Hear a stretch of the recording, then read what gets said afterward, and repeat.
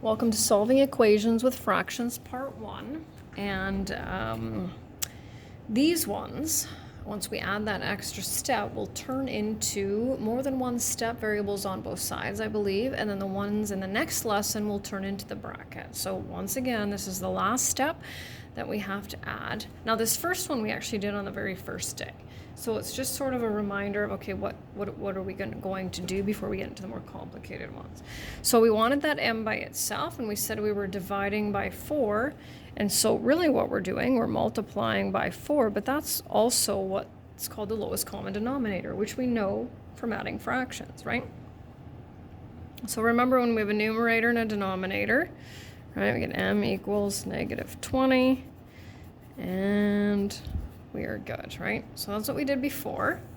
Here are our new ones. So now you can see we have more than one fraction, all right? So this one I think I'll verify for you. I like to verify one of them. So step number 1 is we want to get rid of the fractions. It's a lot easier to do that. So what we'll do is we'll multiply both sides by the lowest common denominator. So that will be 6.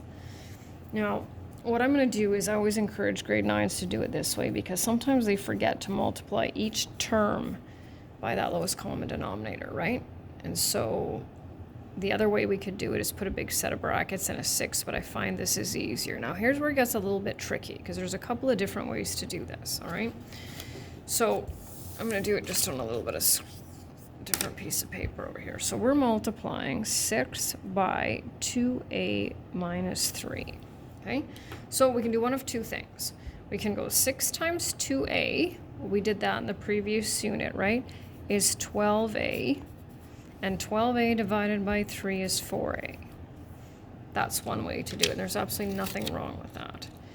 The other way, and this is my preferred method of doing it, but like I said, it doesn't matter, is I like to look at the numerator and the denominator, and I like to say, okay, well, here's a numerator, here's a denominator.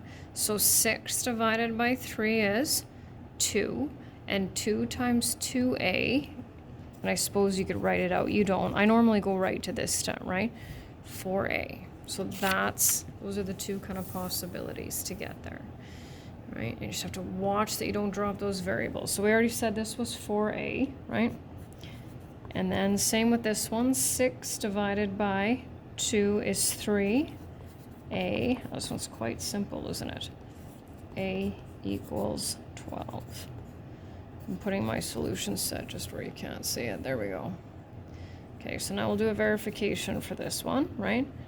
Rewrite the equation with the value in its place.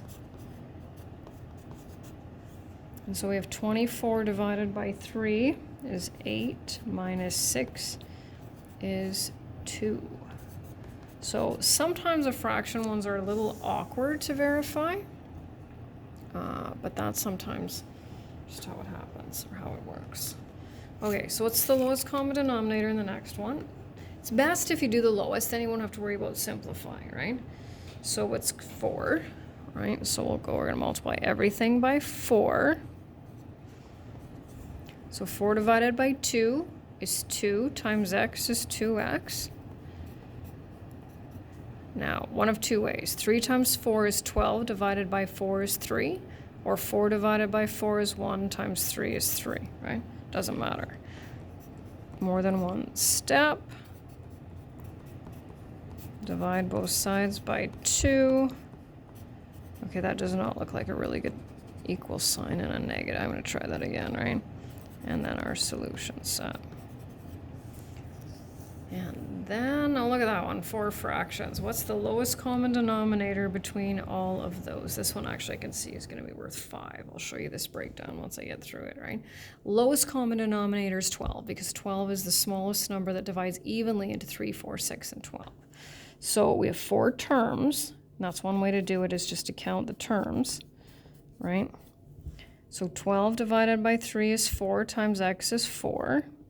X, don't forget that. 12 divided by 4 is 3 times 3 is 9. 12 divided by 6 is 2 times 5 is 10. 12 divided by 12 is 1. And then we're left with that. Well, look at that. That's the variables on both sides. So quickly, how quickly it changes, right, from having fractions to not having fractions. And that's the whole purpose for multiplying all the terms or both sides by that common denominator.